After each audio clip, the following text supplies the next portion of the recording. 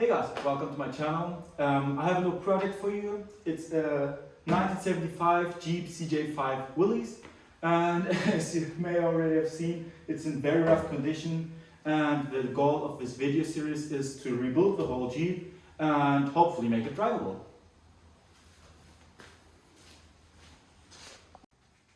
Okay, let's start with some background knowledge. The previous owner used it to tow boats out of the ocean. That's probably the reason why it's so rusted. And it's also rusted in places where you wouldn't think it's going to be rusted, like in the roof. I bought it for around $1,700. For the US, for such a condition car, it might be a lot of money, but where I live, it's quite okay and quite a good price.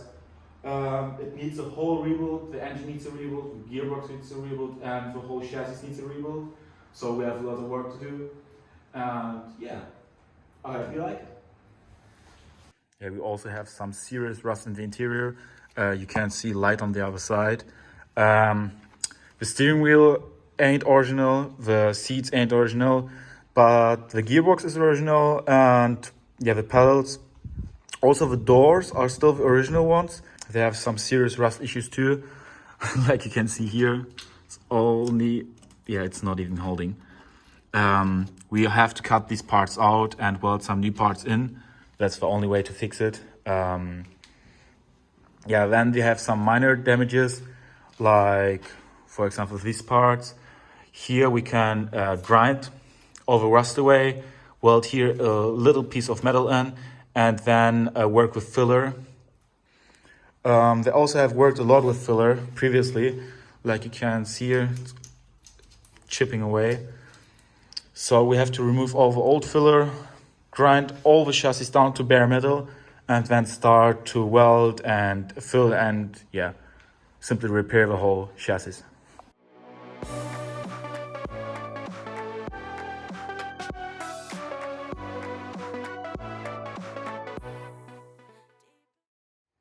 I started by spraying some penetrating fluid on the chassis bolts. With such old project, it's basically a good idea to spray penetrating oil on every bolt you can see, because usually they are quite rusted very bad and therefore seized. And yeah, so for example here on the door hinges, I sprayed some penetrating fluid and now they're opening quite nicely, I have to say. I'm still going to remove them because of the rust issues. Good advice is to spray down every bolt you can find.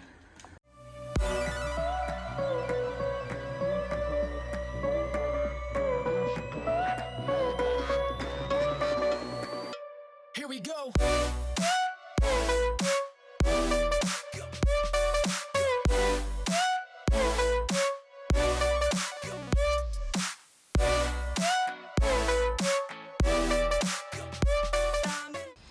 Okay guys, we have our first very bad seized bolt.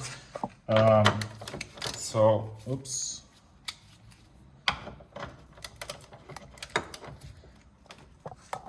No, that's not coming loose. So what I'm going to do is I'm going to put this wrenchy on here and my breaker bar, which is basically an old pipe, and try to, yeah, now it's turning. Sometimes it just needs a little more force. Okay, hope it's really turning and not the bolt inside the cabin is also turning. But let's see. Oops. Yeah, that's definitely turning. Let me have a look inside the cab. Yeah, the bolt inside the cabin is turning. So now we have to hold that steady. Okay, what I did is I just took a razor knife and cut it out the floor mat. That's also not original, so I didn't destroy any original parts. And here we have our rusted bolt. The head is quite in good condition. And yeah, so now we can take it out. So next try. I'm going to hold with this one here, down here, and turn on the upside. Oh, it's not taking the socket. Okay, so the other one just got right on it. So we're going to do it the other way around. Oh, that's tight.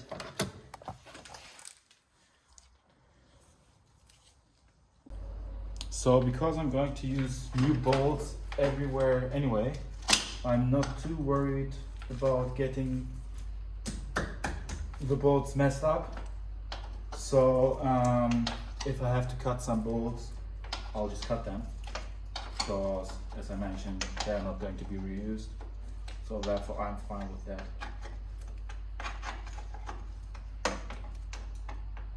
I'm quite surprised how easy some bolts come out. Okay, some really make up for a fight, but those right here,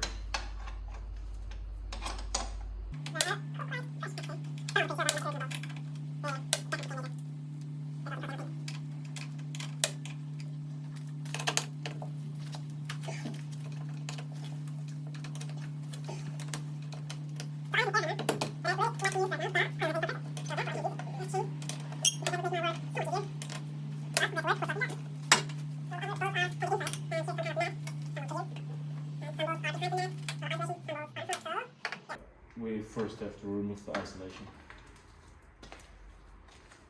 So I'm using now my socket from the inside and the wrench from the outside. Let's get those bolts loose. Also took a light and put it in here, because it's much easier to work if you can see what you're doing.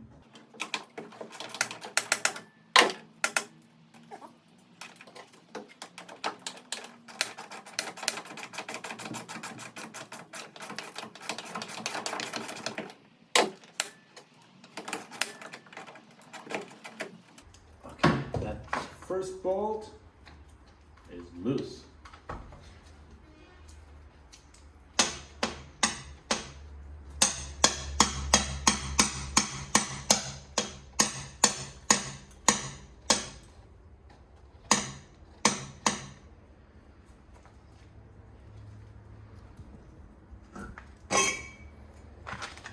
I mean, look at those threads.